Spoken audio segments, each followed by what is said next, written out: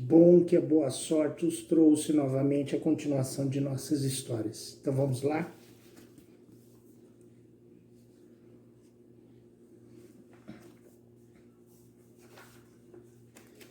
Octagésima oitava noite. Peguei na carta do sultão de Serendip, continuou Simba, e fui apresentar-me à porta do comendador dos crentes, seguido da bela escrava e das pessoas de minha companhia que traziam os presentes de que estava encarregado. Disse o motivo de que me trazia e logo me conduzi no perante o trono do califa. Fiz-lhe a referência, prostrando-me, e depois de pronunciar um discurso muito conciso, apresentei-lhe a carta e o presente. Tendo lido o que lhe mandava dizer o sultão de Serendip, perguntou-me se era verdade que este príncipe fosse tão poderoso e tão rico como demonstrava pela sua carta. Prostei-me segunda vez e depois de me ter levantado, comendador dos crentes, lhe respondi eu, posso asseverar a vossa majestade que não exagera as suas riquezas e a sua grandeza. Dela fui testemunha.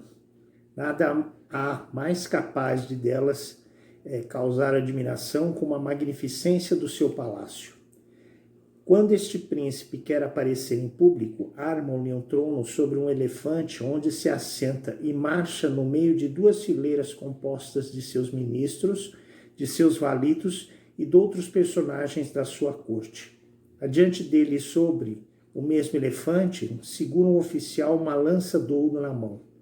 E atrás do trono vem outro em pé que leva uma coluna de ouro, em cuja ponta há uma esmeralda do comprimento de meio pé e da grossura de 1 polegada.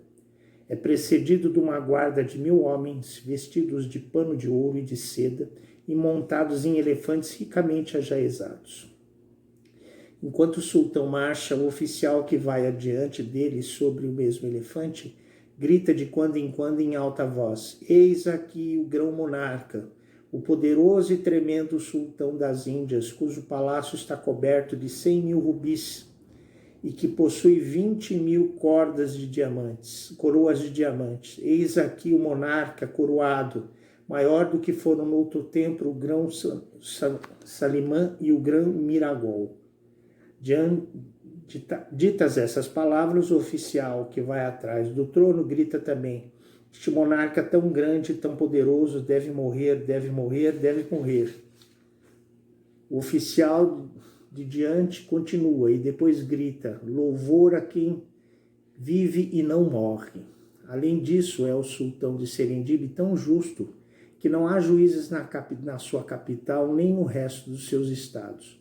Não precisam deles os seus povos, sabem e observam por si mesmos exatamente a justiça e nunca se apartam de sua obrigação. Deste modo, são inúteis entre eles os tribunais e os magistrados. Mostrou-se muito satisfeito do meu discurso o califa. A sabedoria desse sultão, disse ele, aparece na sua carta. E visto o que acabais de dizer-me, deve confessar-se que a sua sabedoria é digna dos seus povos e os seus povos dignos dele. Proferidas essas palavras, despediu-me com um rico presente. Com isto acabou de falar Simba e os seus ouvintes retiraram-se, recebendo Rimbad com 100 sequins. Voltaram ainda no dia seguinte à casa de Simba, que relatou a sua 7ª e última viagem nesses termos. Na volta da minha 6ª viagem, abandonei absolutamente o pensamento de fazer outra na minha vida. Além de estar em idade que não requeria se não descanso, fizera intenção de não me expor mais aos perigos que tantas vezes tinha corrido. Já não cuidava senão em passar sossegadamente o resto da minha vida. Um dia que banqueteava um grande número de amigos, um dos meus criados veio dar-me parte de um oficial do califa que queria falar. Levantei-me da mesa e fui ao seu encontro. O califa, disse-me ele, encarregou-me de vir dizer-vos que vos quer falar. Segui ao palácio o oficial que me apresentou a este príncipe, a quem saudei prostrando-me a seus pés. Simba, disse-me ele, preciso de vós, importa que me fazeis um serviço. que vades levar a minha resposta e os meus presentes ao sultão de Serendip. É justo que lhe pague a generosidade que me fez. Foi a ordem do califa um raio para mim. Comendador dos quentes, lhe disse eu, estou pronto a executar tudo o que me ordenas, vossa majestade. Porém, suplico humildemente que se lembre-lhe de que estou enfastiado das fadigas incríveis que aturei. Até fiz voto de nunca mais sair de Bagdá. Em seguida fiz-lhe uma longa relação de todas as minhas aventuras que teve a paciência de ouvir até o fim. Logo que cessei de falar, confesso, disse ele, que são acontecimentos bem extraordinários. Todavia, não devem impedir-vos de fazer, por meu respeito, a viagem que vos proponho. Não se trata senão de ir à ilha de Serendib, desempenhar-vos da comissão que vos dou, o que feito podereis voltar. Porém, importa ir, pois bem, vedes que não seria decente e próprio da minha dignidade ficar em obrigação ao sultão desta ilha. Como visse que o califa exigia isso de mim absolutamente, manifestei-lhe que estava disposto a obedecer-lhe. Alegrou-se muito com isto e mandou dar 1000 sequins para os gastos da viagem.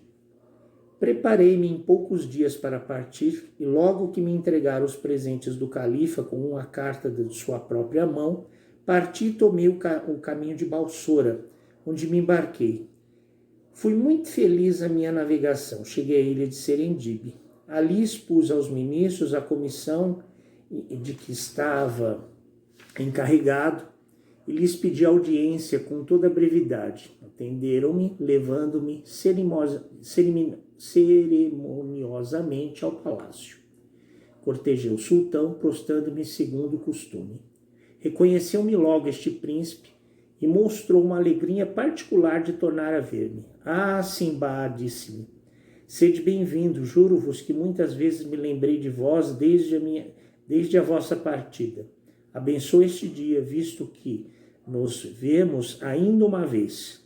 Fiz-lhe os meus cumprimentos e, depois de lhe agradecer a bondade que tinha para comigo, apresentei-lhe a carta e o presente do califa, que recebeu com todas as demonstrações de uma grande satisfação. Manda-lhe o califa um leito completo de panos de ouro, avaliado em 1000 sequins, 50 vestidos de um riquíssimo estofo, 50 de pano branco finíssimo do Cairo, de Suez, de Cusa e de Alexandria, outro leito carmesim e outro ainda de diversos feitios, um vaso de ágata mais largo que profundo, de espessura de 1 dedo e de meio pé de abertura, cujo fundo representava em baixo relevo um homem com um joelho em terra, segurando um arco com uma flecha, prestes a atirar contra um leão. Mandava-lhe finalmente uma rica mesa que tinha pertencido a Salomão.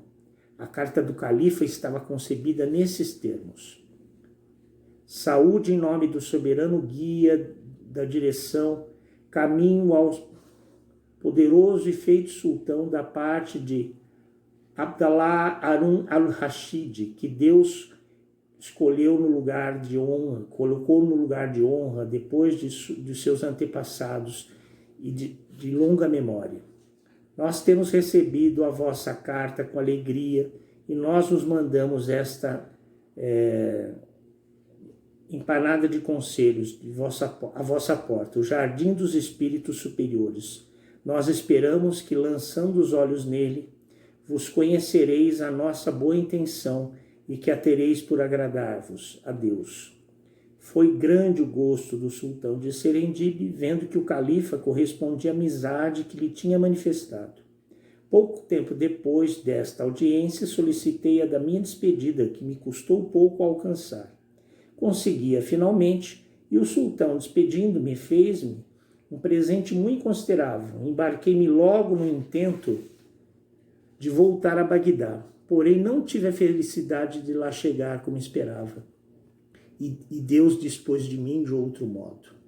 3 ou 4 dias depois da nossa partida, fomos atacados por corsários que tanto menos trabalho tiveram em apoderar-se do nosso navio, quanto não estávamos de sorte alguma em estado de defender-nos. Alguns da tripulação quiseram fazer resistência, porém custou-lhes a vida. Quanto a mim e a todos os que tiveram a prudência de não expor-se ao intento dos corsários, fomos feitos escravos.